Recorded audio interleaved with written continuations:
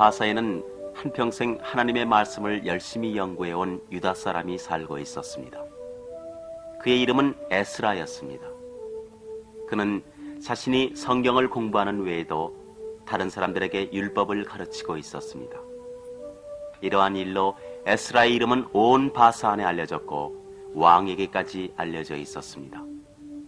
하나님께서는 이 사람에게 유다로 가서 그곳으로 돌아간 사람들에게 하나님의 거룩한 율법을 가르치고 싶은 마음을 일으켜 주셨습니다. 에스라는 유다 땅으로 가게 해달라고 왕에게 말했습니다. 왕은 친절하게도 에스라가 가는 것을 허락해 주었을 뿐만 아니라 같이 가고 싶은 유다 사람은 누구든지 데려가도 좋다고 했습니다. 또 왕과 신하들은 에스라에게 금과 은을 주었고 성전에 바칠 아름다운 그릇까지 주었습니다. 에스라에게 주어진 금과 은은 값비싼 것이며 이 보물은 위대한 하나님께 바쳐지는 것이었습니다. 아닥사스다 왕은 성전을 위해 쓰게 될 에스라의 경비를 모두 왕의 금고에서 주겠다고 약속했습니다. 고레스 왕이나 다리오 왕과 같이 아닥사스다 왕도 위대하신 하나님을 믿었으며 그 하나님을 존경해야 한다고 생각하고 있었습니다. 느부갓네살 왕에게 잡혀 포로가 되어 바벨론에 끌려간 이스라엘 민족은 쓰라린 교훈을 얻었지만 이것이 이방인들에게는 커다란 축복이 되었습니다. 유다 사람들은 지난날 우상을 숭배한 적이 있었습니다. 그러나 이교도의 나라에서 포로가 된 그들은 우상을 숭배하던 것을 버리고 자신들의 하나님에게로 돌아왔던 것입니다. 느부갓네살 왕은 유다 사람을 통해서 하나님의 힘을 보았고 다니엘이 왕에게 쇠와 진흙으로 된 발을 가진 우상의 꿈을 풀이했을 때 왕은 몹시 감동했습니다. 또한 사드락, 메삭, 아벳느고 세 사람이 금상을 보고 절하지 않은 탓으로 들어간 풀무불 속에서도 하나님께서 그 세 사람을 지켜주신 것을 보고 왕과 모든 사람들은 감동했습니다. 나중에 하나님께서 느부갓네살 왕을 7년 동안이나 미치게 만든 후 맑은 정신을 되찾게 했을 때 왕은 말했습니다. 나 느부갓네살은 이제 하늘의 왕을 찬양하고 우러러 받들 것이다.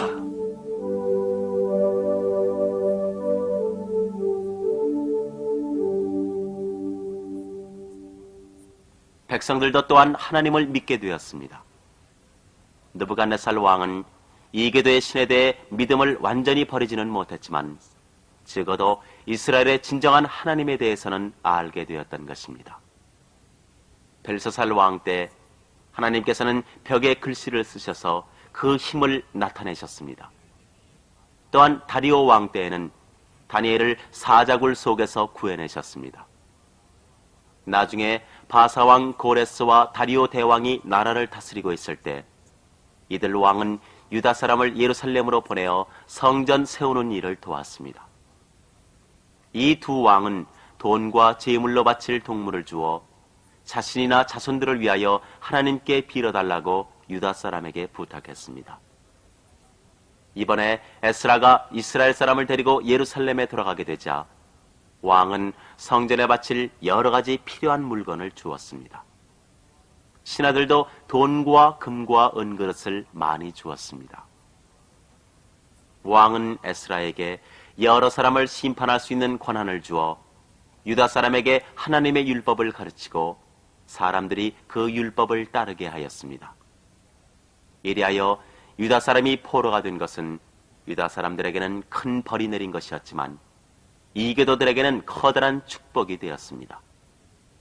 이제까지 하나님에 대해서 듣지 못했던 사람들이 하나님을 알고 믿게 된 것입니다. 에스더 왕후 시절에는 많은 사람이 하나님을 믿게 되었습니다. 그래서 하나님을 아는 사람들이 여러 나라에 있었습니다. 아기 예수가 태어났을 때 예배하러 온 동방 박사들도 이들 나라에서 온 사람들이었습니다. 에스라와 함께 6, 7천 명의 유다 사람이 유다로 돌아왔습니다. 에스라는 떠나기에 앞서 사흘 동안 아하와 강가에 천막을 치고 금식을 명령했습니다. 그들은 위험하고 긴 여행길을 하나님께서 무사히 인도하셔서 자신들과 아이들을 지켜달라고 기도드렸습니다. 이제부터는 1000km나 계속되는 더운 사막을 지나가지 않으면 안 됩니다. 도둑도 만나게 될 것입니다. 나는 우리 하나님께서 우리를 지켜주신다고 말했기 때문에 가는 동안 우리를 지켜줄 보병과 기병을 보내달라고 임금님께 부탁하기가 부끄러웠습니다. 그래서 금식하며 하나님께 부탁드렸더니 하나님께서 이렇게 그 소원을 들어주셨습니다. 나는 제사장이 한 사람도 없는 것을 알고 성전에서 하나님을 섬기기 위하여 제사장들에게 오라고 말했습니다. 250명의 제사장과 레위 사람이 우리를 따라왔습니다. 나는 제사장 22명을 뽑아서 왕과 신하들이 보낸 금과 은그릇을 맡아보게 했습니다. 말이 끝나자 귀양자들은 긴 여행길에 올랐습니다. 그리고 4개월 후에 그들은 예루살렘에 닿았습니다. 맨 처음 이스라엘 사람들이 바사에서 돌아온 해로부터 벌써 80년이나 지난 뒤였습니다. 에스라와 그 일행은 예루살렘에 닿자 곧 금과 은그릇을 모두 성전에 보내어 하나님께 번제를 드렸습니다. 그 후 얼마 안 있어 맨 처음 예루살렘에 돌아온 무리 중 몇몇 사람이 에스라를 찾아와서 그 당시 돌아온 유다 사람들 가운데 많은 사람들이 또다시 이교도 여자들과 결혼했다는 이야기를 했습니다. 그들은 이교도와 결혼하지 말라는 하나님의 계명을 잊어버린 것입니다. 지도자들 가운데도 이러한 죄를 지은 사람들이 더러 있었습니다. 이 말을 들은 에스라는 너무나 기가 막혀서 옷을 찢고 하루 종일 탄식했습니다. 다른 사람들도 슬퍼하며 함께 탄식했습니다. 에스라가 슬퍼한 것도 무리가 아닙니다. 백성들이 우상을 섬긴 탓으로 70년간이나 포로가 되었던 것이 아닙니까? 이교도의 여자와 결혼을 한 백성들은 다시 이교를 믿게 될 것입니다.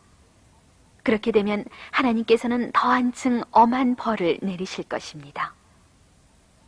에스라는 하루 종일 탄식했습니다. 저녁 때에는 꿇어 앉아 손을 들고 하나님께 기도드렸습니다. 하나님, 부끄럽고 송구스러워 감히 얼굴을 들 수가 없습니다. 저의 죄악은 키를 넘었고 허물은 하늘에 닿았습니다. 저희가 무슨 말을 할 수 있겠습니까?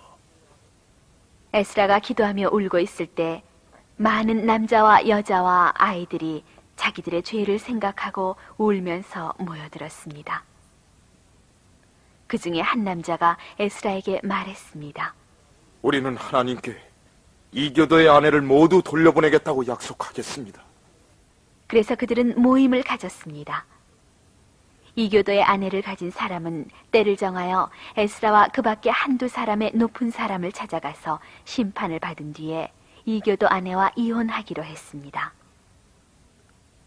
이렇게 해서 그들은 하나님을 섬기고 우상을 숭배하는 것을 물리쳤습니다.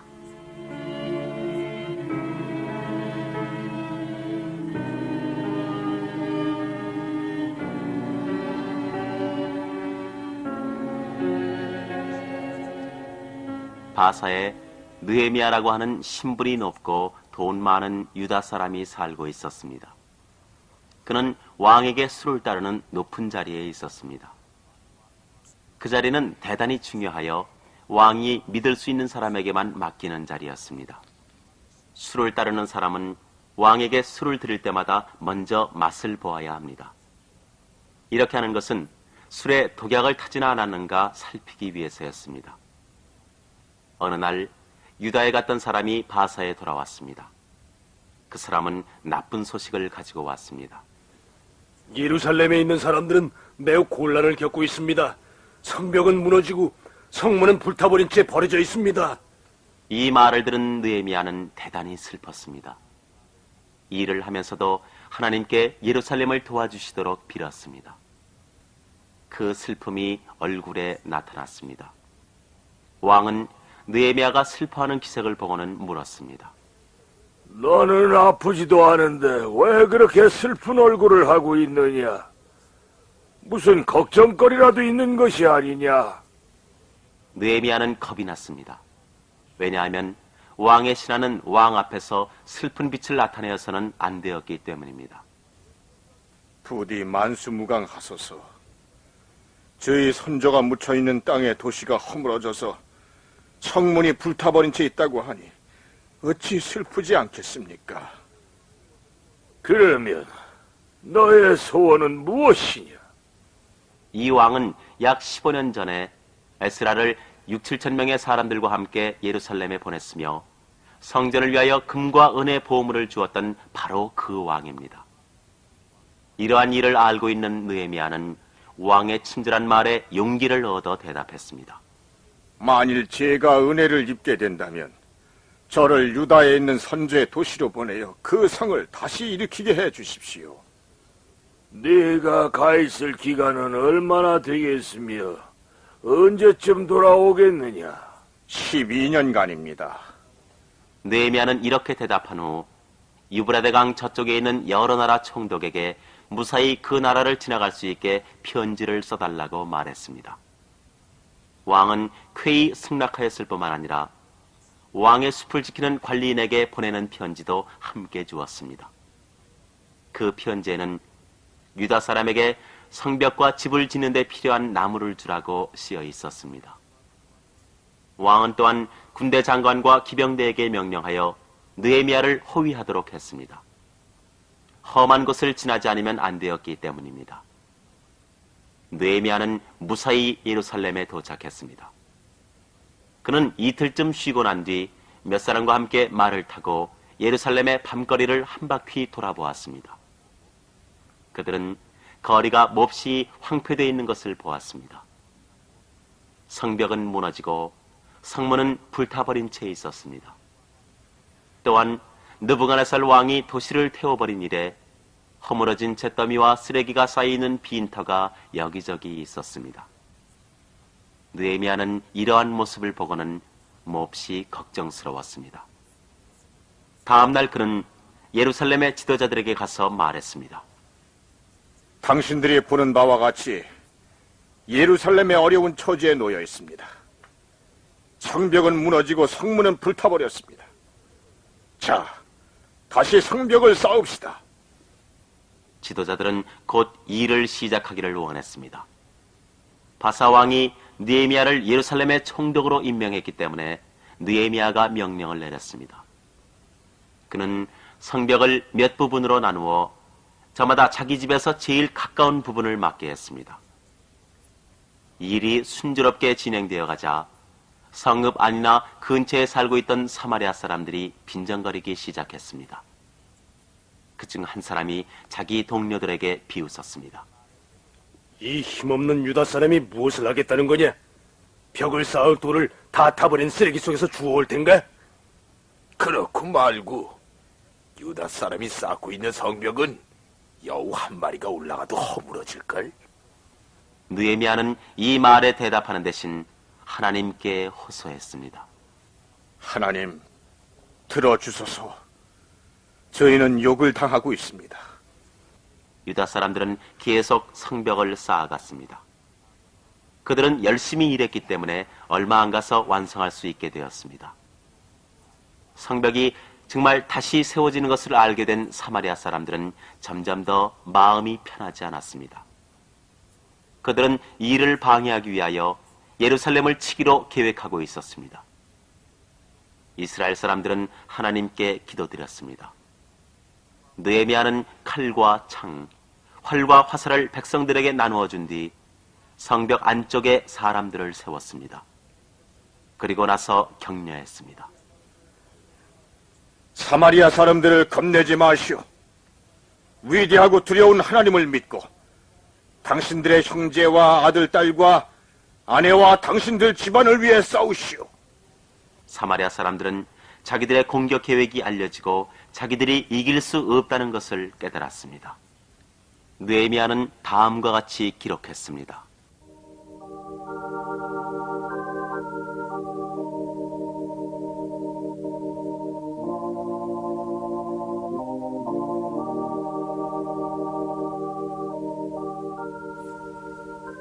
우리는 모두 성벽에 돌아가서 제각기 맡은 일을 계속했다.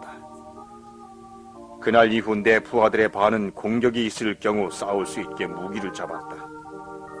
짐을 나르는 사람은 한 손으로 일을 하고 또 한 손에는 무기를 쥐고 있었다. 성벽을 쌓는 사람은 허리에 칼을 차고 일을 했으며 나팔수는 내 곁에 있었다. 나는 부하들에게 말했다. 공사가 크게 벌어져 있으므로 우리들은 성벽 위에서 서로 멀리 떨어져 있어. 어디서든지 나팔소리가 들리거든 내게로 모이시오. 우리 하나님께서 우리를 위하여 싸우실 것이오. 그리고 나는 백성들에게 제각기 종들과 함께 예루살렘 집에서 살며 밤이 되거든 파수꾼이 되어라 하고 말했다. 그것은 성벽에서 일하는 사람 가운데 예루살렘이 아닌 성읍 근처에 살던 사람이 많이 있었기 때문이었다. 그래서 우리들과 우리 형제와 우리 종들과 나를 호위하는 사람들은 누구나 잠을 잘 때에도 옷을 벗지 않고 손에 무기를 들고 있었다. 왕은 나를 총독으로 임명했으나 내가 일한 12년 동안 나는 급료를 받지 않았다. 나는 도리어 내 돈으로 많은 사람들을 먹였다.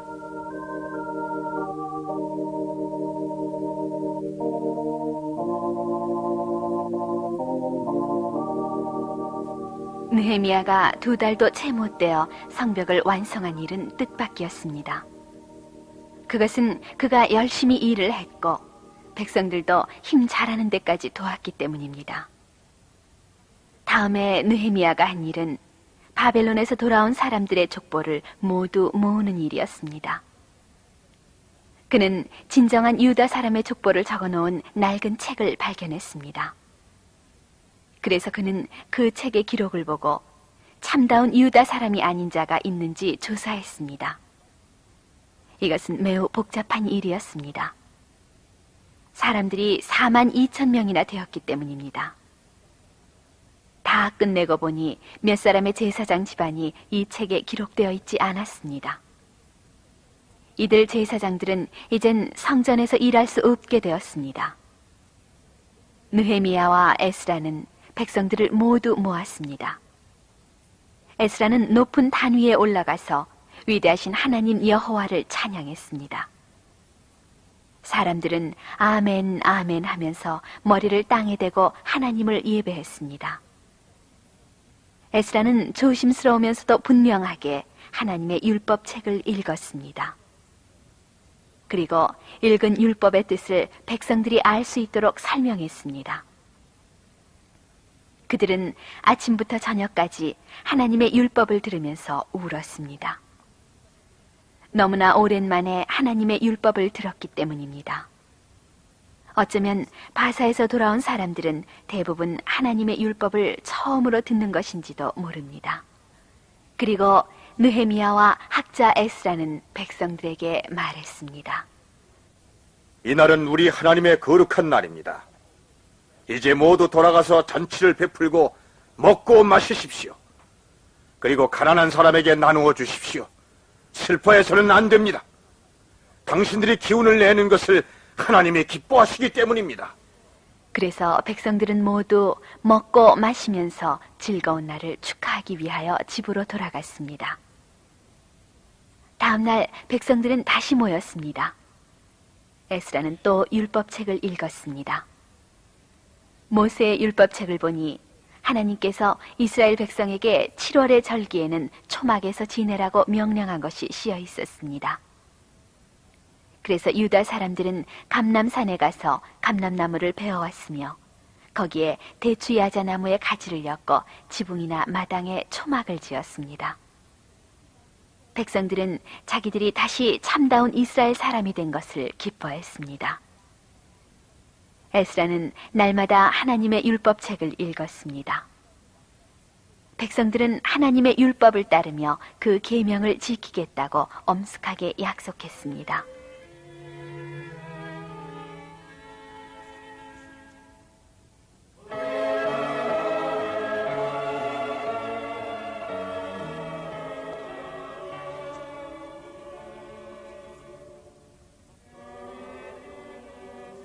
느헤미야가 총독으로 있을 때 말락이라는 예언자가 있었습니다.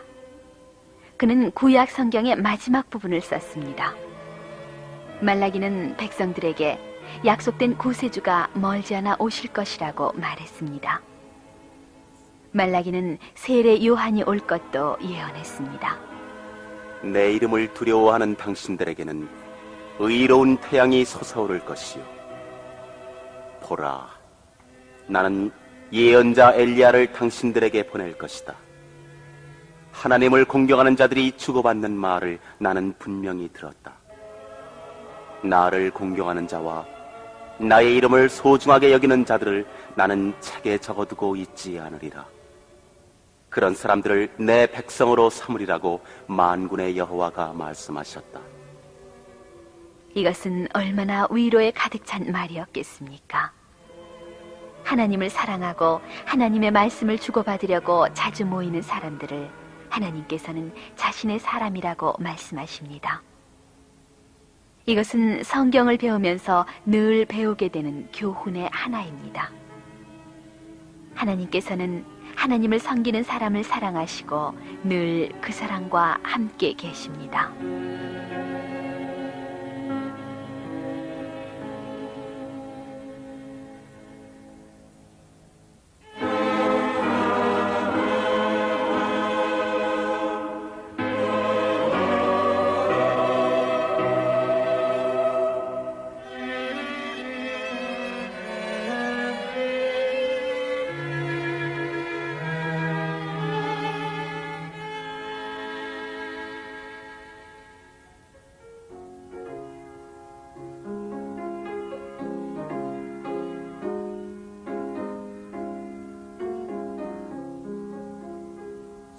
사천의 봄바람 불어있고 하나님 아버지 모셨으니 믿음의 반석도 든든하다.